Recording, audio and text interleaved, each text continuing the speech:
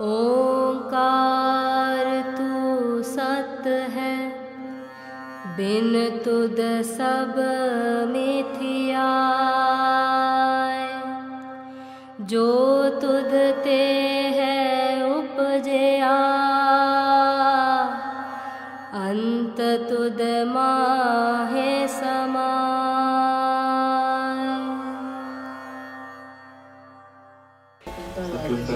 सतगुरु पुत्र कैसे हो? हाँ बढ़िया बाबा जी।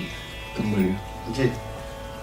बाबा जी आपने जैसे बताया कि हम अपनी किस्मत लिखवा कर आते हैं, जो हम कुछ कुछ कर्म पहले से भी लेकर आते हैं और इस जन्म के भी कर्म आगे जुड़ रहे हैं, राइट। तो हमें अच्छा कर्म करते रहना चाहिए। और अगर कोई फकीर या फिर कोई गुरु हमें मिल जाते हैं तो वो हमारे कष्ट कम करने में हमारी कहीं ना कहीं सहायता करते हैं। कर्म तो भोगना ही है, लेकिन जिस हिसाब से वो हमारी कष्ट कम करते हैं, जैसे आप जी हमेशा हमें पता है कि जिस एक्सटेंट तक हुआ होगा आप हमेशा कम कर देते हैं।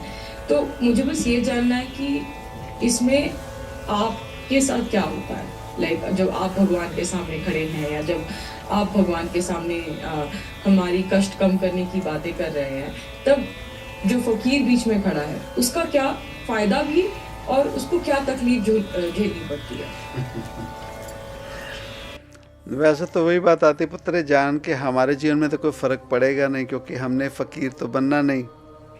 पर क्या होता है, एक ना भीतर से खुशी मिलती है कि किसी का कोई कष्ट हर जाता है या किसी का दुख तकलीफ़ कोई कम हो जाती है। तो बीइंग फ़कीर उस रब के घर में खुशी होती कि प्रभु, उसका शुक्रिया अदा कर दिया जाता है कि शुक्र प्रभु आपने कृपा की, नहीं तो जीव पे बहुत परेशानी थी या कष्ट था। और जो पहली बात बताई कि उस रब के घर में प्यार ही मिलता है, प्रेम मिलता है उस रब से, कि चलो तुम्हारे भीतर दया तो है, किसी का कष्ट हुआ निष्काम भावना से आप आए तो सही हमारे पास, और सत्संग है, आशीर्वाद मिलता है उस रब के घर से कि शुक्र है जीवों को, जीव आत्माओं को मार्गदर्शन करने की कोशिश तो की। सो यही है पुत्र, यही ब्लेसिंग्स मिलती हैं।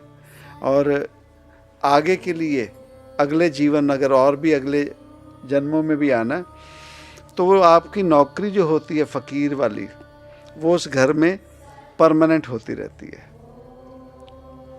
कि चलो जी अगले जीवन के लिए भी, अगला शरीर जो मिलना है उसके लिए भी यू आर अपॉइंटेड, अपॉइंटमेंट मिलने लग जाती है, एक लेटर दिखने लगता है जिसमें खुशी मिलती है कि हे प्रभु शुक्र कि ये नौकरी में लगाए रखोगे।